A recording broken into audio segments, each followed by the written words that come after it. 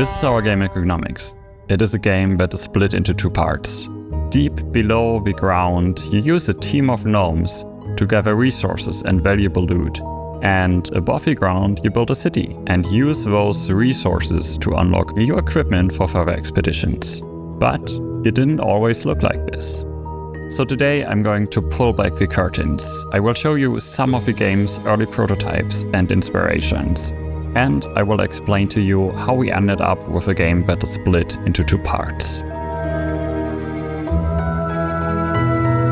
We start our journey back in January 2023. While we were working on other games, I took Fridays off to start working on new prototypes. And one of those was built around our team's shared love of the game Civilization 6. In that game, you can place down districts like the campus, and depending on how many neighboring mountain tiles it has, it will make faster progress in science. It's only a tiny part of Civilization, but I thought it might be really fun to spin an entire game out of this idea.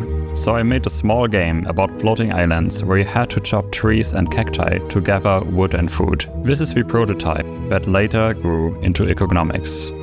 I eventually extended the prototype with more buildings and more upgrades, and it even has an entirely new setting. It now has gnomes that travel from cave to cave to seek a long-lost treasure.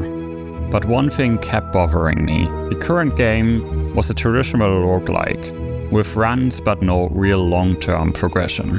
It had a super fun and fast game loop. Placing gnomes down and simulating them for a few days is inherently just super fun to do. But I always hated it in other games when I lost all my progress and had to start over because I failed. So I designed a second part of the game, a small city that you can extend with the resources that you collect on your expeditions. This is when I really saw that we had something with great potential. Gathering resources in the caves, processing them in the city, taking some rations back down again to go even further to collect more resources and unlock even more things. This is the amazing spiral you get to experience in the game.